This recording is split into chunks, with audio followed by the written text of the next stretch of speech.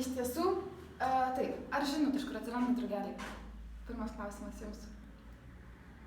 Tai tikiu, kad žinot, jau matau ant liežuvio galo, tai aš iš tiesų tik labai trumpai papasakosiu ir parodysiu. Tai iš tiesų drugeliai atsiranda iš kiaušinėlių. Nes drugelis turi nueiti labai nemenką kelią, kad tuo drugeliu taptų. Tai pirmasis žingsnelis yra kiaušinėliai. Tai iš tiesų jų būna įvairių spalvų, įvairių dydžių, įvairių formų. Tikrai kiekvienos rūšies jie dažniausiai būna vis skirtingi. Tai vieni gali turėti plaukiukus, kiti spygliukus, kiti gali būti oranžiniai arba raudoni. Tai labai įvairiai. Po kelių dienų iš jų, literatūriškai tariant, išsirita, realiai kalbant, išsigraužia maži vikšriukai. Nes iš tiesų vikšras jis suvalgo savo kiaušinėlių apvalkalą ir tuomet pradeda maitintis tuo augalu, ant kurio išsiritų. Tai iš tiesų labai svarbu žinoti, kad kiekvienos drugių rūšies vikšrai valgo vis skirtingus augalus. Tai būtent turbūt antra pagal svarbumą patelės misija gyvenime padėti ne tik kiaušinėlius, bet ir surasti tą tinkamą augalą, kuriuo vikšrai išsirita. Tai iš tiesų vikšrai valgo daug, valgo greitai, nes matot, čia yra tos pačios drugių rūšies vikšrai. Tai vieni tokio dydžio, kiti jo tokio. Tai jie valgo daug, jie valgo greitai. Vikšrų stadija paprastai gali trukti apie kelias savaitės, būtent šitai rūšiai ji truks taip apie 2 mėnesius, skaičiuojama 60 dienų. Tai per tą laiką jie padidėja beveik iki 100 kartų ir 5 kartus pakeičia savo odą.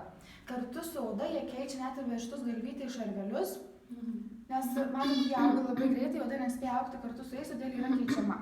Čia yra tokie voratinklių siūlai. Tai jie susidaro kaip tokios liaukutės, išskiria skystį, jis ore stengsta ir būtent šitie siūleliai yra pasitelkiami lengviau vaikščioti arba mažiems vikšreliams pasislėpti po jais. Jie labai puikiai geba juos apsaugoti.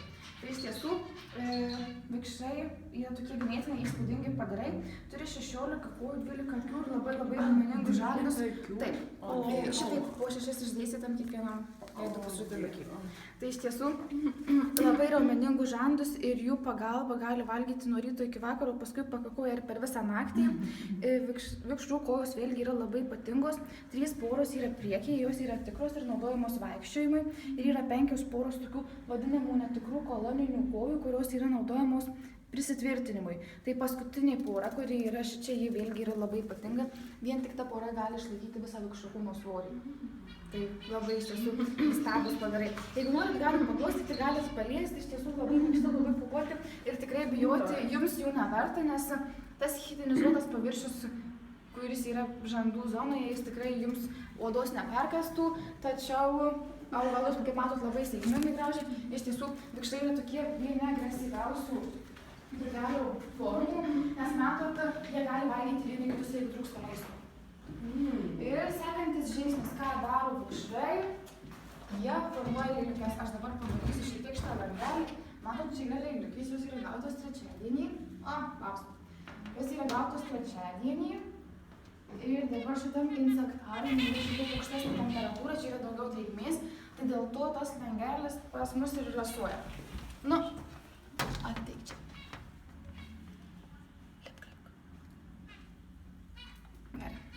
Tai kaip matot, tų lėliukių įvairių dydžių, įvairių spalvų ir įvairių formų. Paprastai jų spalvos yra tokios maskuojamosios tam, kad gamtoje jas būtų kaip įmanoma sunkiau aptikti. Nes matot, šitas laikas yra labai jautrus ir iš tiesų šitoje lėliukėje suyra visi seni vikšrų audiniai. Lieka nepakitusi tik tai nervų sistema, lytinių organų užuomazgos ir kai kurie tokie imaginariniai diskai. Tai būtent jie ir lemia suaugusio drugelių formavimąsi.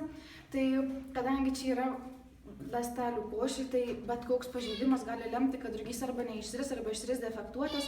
Tai jos gamtoje yra tikrai labai puikiai paslėptos tam, kad niekas jų neužtiktų, jokie priešai nesurastų ir nesuvalgytų. Nes kas atsisakytų tokio lengvo maisto?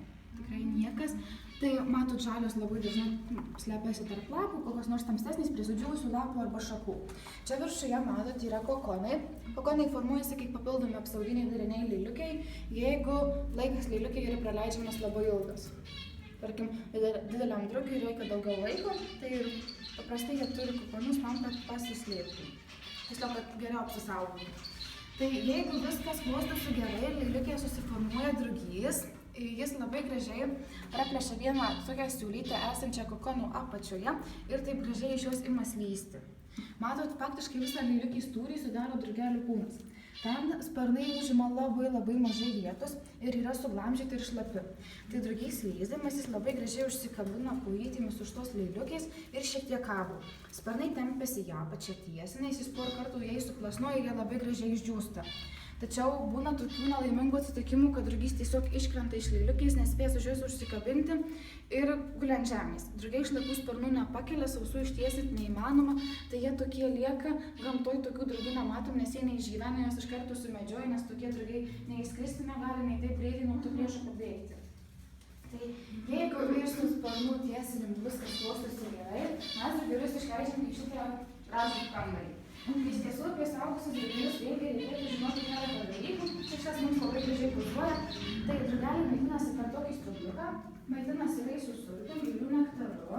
Ir iš tiesų, čia dabar prasidės įdomybės.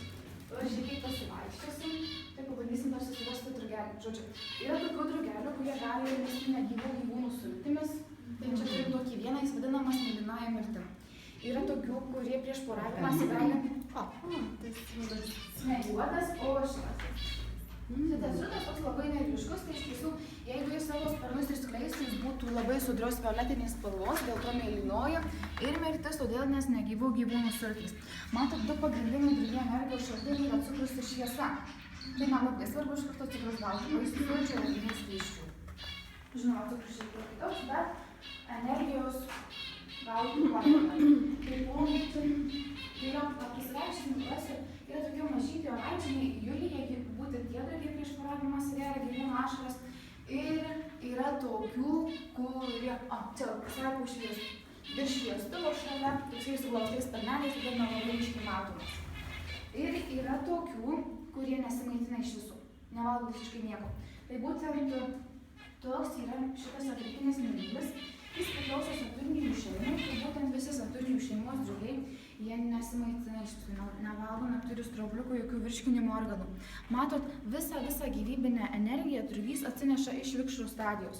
Tai šitiems drugiams, kiek jie atsinešė, tiek jos ir turės, tai šitie drugiai gali išgyventi nuo 5 iki 8 dienų, būtent naudodami, kaip matot, pilvai yra stambus, tai tuose pilvuose sukaupta energija. Tai vienas iš tokių esminių naktinių drugių bruožų, tai jog jų pilvai yra labai stambus ir labai dideli palyginti su kūnu.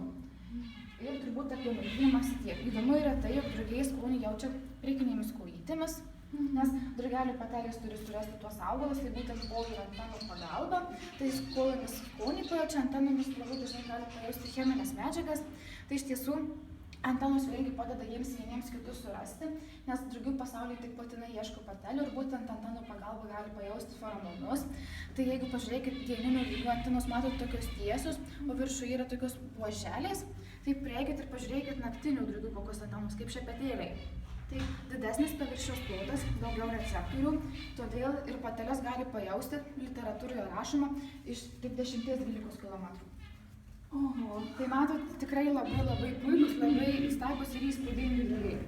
Tai iš tiesų, turbūt tiek. Vėlgi akys jų yra labai ypatingos. Ta viena akis yra gyva akis, jos yra vadinamos sudėtinėmis. Tai tą vieną akį sudaro daugybė mažyčių dalelyčių, kaip šešiakampių lęšiukų, kurie fokusuoja vaizdą atskirai. Kai kurie drugiai iš šitų dviejų sudėtinių dar gali turėti dvi paprastas kažkaip pakaušiai, tiksliau taip tariant, už anteną. Tai vėlgi toks neblogas prisitaikymas tos priešus, kaip įmanoma greičiau pamatyti ir jų išvengti. Ir turbūt gražiausia kūno vieta yra sparnai. Tai iš tiesų, kaip matot, sparnų čia įvairovė tikrai milžiniška, tai vieni ir mėlyni, ir visokių kitokių įvairiausių spalvų. Ir pažiūrėkit, šitie yra vėlgi panašus į lapą. Tai bendra taisyklė dažniausiai daugeliu drugių galioja ta, jog apatinė sparnų pusė neryški tam, kad pasislėptų, nes drugiai tokį savisaugos instinktą, jog išsigandę suglaudžia savo sparnus.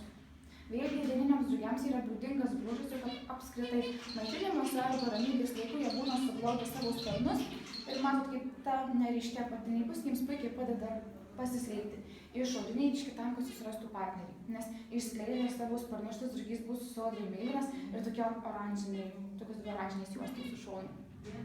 Tai matot, tikrai labai įspūdingi ir ypatingi. Kai kurie drugiai be maskavimosi gali imituoti kitus gyvūnus. Tai norėjau parodyti jums pelėdą, tai iš tiesų labai puikiai matysite ant tos, kuri kabo ant virvės. Tai tiek vienoj, tiek kitoj pusėje drugys turi po tokią kytę. Tai žinoma, jie nemato, jie yra tiesiog tokiam vilvaizdu. Tai išskleidęs savo sparnus jis tikrai labai panašus į mažą pelėdžiuką, būtent primins pelėdžiuko veidą. Tai taip, drugys stengiasi tuos priešus išgąsdinti, juos suklaidinti ir namai padaryti. Tai būt, štai akis iškliuvo už šito, tai čia jis tikrasis gyvas. Čia yra Takus atlas, vienas didžiausių pasaulyje drugių. Tai pats didžiausias geninis yra karalienės Aleksandros drugys, sparnų skersmuo gali siekti 32 cm, o čia yra pats didžiausias iš naktinių drugių. Tai vėlgi gali užaugti šiek tiek didesnis, tačiau, kaip matau, palyginimui su šitu dydis vėlgi labai įspūdingas. Net jeigu kalbėkime apie lietuviškus drugelius, tai matot, tikrai labai skiriasi. Tai vėlgi vienas iš šito drugio apsisaugojimo būdų yra gyvačių tokios imitacijos sparnų šonuose. Tai ta gyvačių imitacija tų galvų yra tiek vienoj, tiek kitoj sparno pusėje. Matot, vienas iš naktinių drugių bruožų yra tas, jog jie niekuomet nebūna taip suglaudę sparnų virš nugaros. Dieniniai drugiai paprastai būna savo sparnus ištiesę ir todėl būtent tos priežastys tiek vienoj, tiek kitoj pusėje tos gyvačios yra. Tam, kad drugys galėtų tuos priešus išgąsdinti ir jų išvengti. Tai proga dar gali prieiti šiek tiek čia, arčiau. Matot, tiek čia, tiek viršuj tenais, prie pat lango, yra tokie dideli balti drugiai su juodais raštais. Čia yra nuotakos, ar kitaip galima vadinti nimfomis, o iš japonų kalbos išvertus ryžių popieris. Tai šitie drugeliai iš tiesų, kaip matot, yra tokių ganėtinai neslepiamų spalvų. Tačiau jiems slėptis ir nereikia laisvėje, šitie drugiai geria nuodingų augalų nektarą ir jie gali būti nuodingi paukščiams. Tai tokie drugeliai kaip tik turi būti labai lengvai įsimenami, labai lengvai pastebimi tam, kad priešas tikrai žinotų, jog antrą kartą jo imti nereikia. Nes paprastai tas nuodų kiekis jis nužudyti negali, tačiau labai nemenkai apnuodinti, todėl žino, jog antrą kartą imti negalim. Labai dažnai kai kurie drugiai nebūna nuodingi, tačiau būna labai panašus į nuodingus. Vėlgi tam, kad tą priešą suklaidintų. Tai visi šitie būdai, kai apsimetama augalų, kitų gyvūnų arba nenuodingi, apsimeta nuodingais, vadinama mimikrija. Čia turbūt iš biologijos žinot, esat girdėję. Tai iš tiesų, kiti gali būti labai mažus, tokių kaip tik šviesių spalvų, tai tokie drugiai vėlgi slepiasi ir taikosi prie žiedų, kurių nektarą geria. Tai tarkim, oranžinį irgi ant oranžinio žiedų pastebėti labai sunku. Tai turbūt tiek, jeigu turit klausimų, tai būtinai klauskit. Pasakykite, kas mano kopijėlis? Visi. Tai iš tiesų pradedant vapsvom, mūrais, baigiant paukščiais, čiurliais, varliagyviais ir žinduoliais. Tikrai ypatingai naktinius drugius labai dažnai medžioja šikšnosparniai. Mes matome pilvai stambus, maistų medžiagų labai daug ir labai dažnai išleskamas, tarkim, paukščių yra tik pilvas, sparnai yra paliekami, nes ten maistų medžiagų visas sparnuose tikrai nėra, nebent pilvelis. Iš tiesų, drugelius, jeigu medžiojate, tai kiek kas juos gali pagauti, maždaug skrenda, tai vikšrus, žinokit, valgo absoliučiai visi, įsivaizduokit tokio dydžio baltymų bombą. Ten tikrai labai puikus maistas apskritai visiems gyvūnams, tai kai kurie vikšrai, tai iš tiesų matot, šitie jie vėlgi tokių neryškių spalvų, jie labai puikiai maskuotųsi prie augalų, šitie žali jie vėlgi labai taikosi prie tų lapų, kuriuos valgo, tai yra tokių vikšrų, kurie gali priminti mažas gyvačiukes, yra tokių, kurie gali priminti paukščių išmatas. Yra tokių, kurie iš viso net į vikšrus nepanašus, o prisiektumėt, juk žiūrit į pagaliuką, arba iš vis nesuprastumėt, į ką žiūrit, nes būna tokių keistų formų, raštų ir žinokit, tikrai labai kai kuriuos vikšrus net sunku pavadinti vikšrais. Tai jau prisitaikė yra tikrai neblogai per tiek milijonų metų, tai tikrai žinau, kaip ir slėptis ir kaip maskuotis. Tai tuomet taip. Jeigu neturit klausimų, tai žvalgykitės, fotografuokitės, jeigu ką nors sugalvosit, aš būsiu ten kitam vaikui, drąsiai šaukit,